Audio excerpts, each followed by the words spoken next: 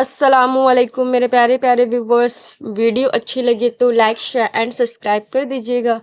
نبی کریم صلی اللہ علیہ وسلم نے ارشاد فرمایا، سردی میں روزہ رکھنا ٹھنڈی غنیمت ہے جو بلا کسی جد و جہد اور مشقت کے مفت میں حاصل ہو جاتی ہے، چنانچہ اس کے دن چھوٹے اور اس کی راتیں لمبی ہوتی ہے۔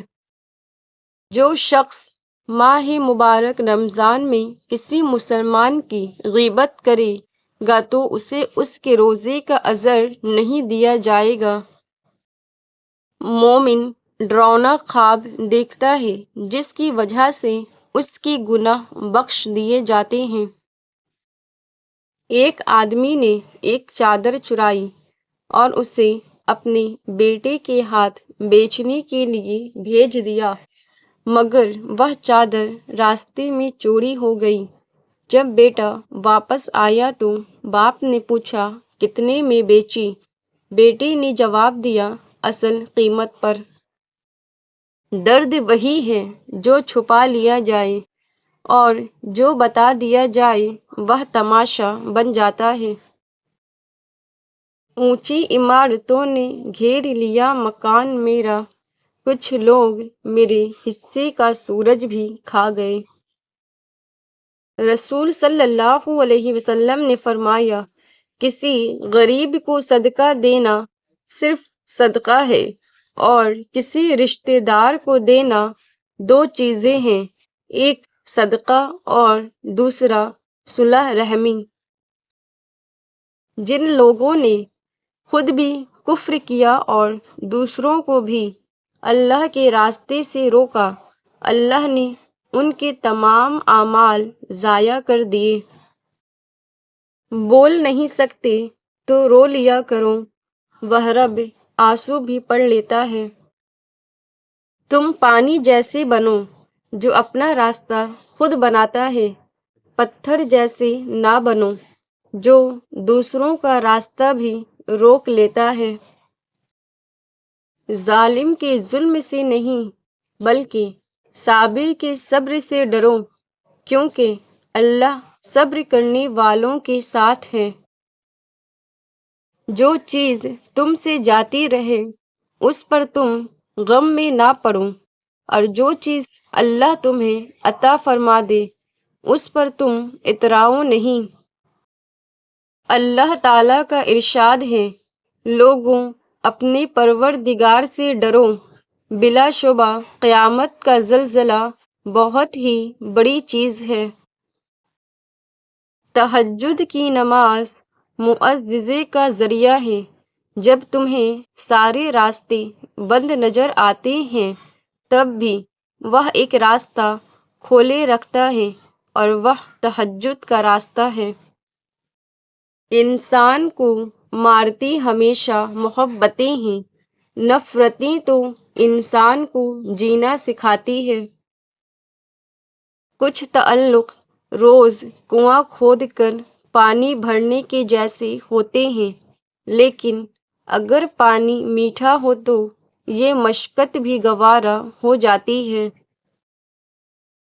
رزق کی ایک قسم آپ کی زندگی میں اچھے لوگوں کا موجود ہونا بھی ہے۔ اللہ تمہاری زبان کو مانگنے کی ہمت تب دیتا ہے جب وہ تمہاری دعائیں قبول کرنا چاہتا ہے۔ مل کے مٹی میں تو ہو جائیں گے مٹی، لیکن کہیں ثابت نہیں مٹی کا فنا ہو جانا۔ تم کون ہو، کیا ہو، یہ اللہ کے سوا کوئی نہیں جان سکتا، تو پھر کیوں لوگوں کی باتوں کو تم نے دل سے لگایا؟ جب تمہیں یقین ہے کہ خدا تمہارے ساتھ ہے تو پھر کوئی فرق نہیں پڑتا کہ کون کون تمہارے خلاف ہے۔ دوست کے ساتھ اس نمک کی طرح رہو جو کھانے میں دکھائی نہیں دیتا، لیکن اگر نہ ہو تو اس کی کمی بہت محسوس ہوتی ہے۔ دور جاہلیت سے نکلنے والے ہر انسان کی زندگی میں مکہ کی سختیاں، مدینے کی ہجرت، بدر کی جیت اور احد کی شکست آتی ہے۔ طائف کے پتھر بھی پڑتے ہیں اور اسرا اور معراج کی بلندیاں بھی نصیب ہوتی ہے، اور آخر میں ایک فتح مکہ ضرور آتا ہے۔ بس فرق اتنا ہوتا ہے کہ کسی کی زندگی میں مکی دور پہلے آتا ہے اور کسی کی زندگی میں مدنی دور پہلے۔ پھر عین دعاؤں کے وقت رو بیٹھی میں، بہت ڈر گئی تھی کہ رب کو کھو بیٹھی میں، اسے پایا تو سکون بخشا گیا مجھے، سب کچھ ہار کر اس کی در پر جو بیٹھی میں۔ قرآن کہتا ہے، اور ہر کام کا ایک وقت مقرر ہے، جو تم چاہتے ہو وہ ضرور ملے گا، لیکن وقت پر انشاءاللہ۔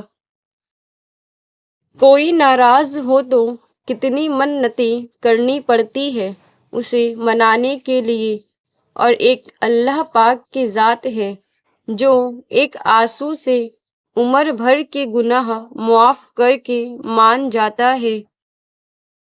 وہ چیزیں جو ہم خرید نہیں سکتے، دوست، محبت، امید، خواب، صحت، خوشیاں اور وقت۔ صبر کی حد یہ ہے کہ تقدیر پر کوئی اعتراض نہ ہو۔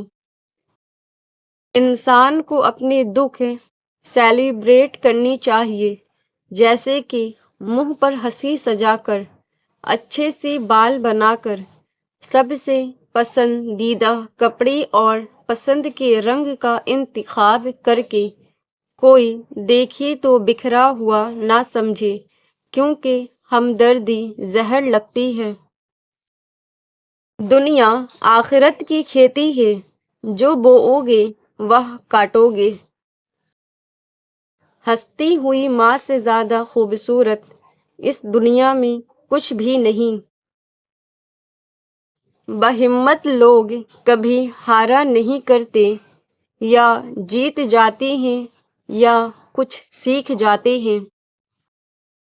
روزہ اللہ سے محبت کا اظہار ہے، اور سجدے کے بغیر محبت ادھوری ہے۔ سبھی رشتے گلابوں کی طرح خوشبو نہیں دیتے، کچھ ایسے بھی تو ہوتے ہیں جو کاٹے چھوڑ جاتے ہیں۔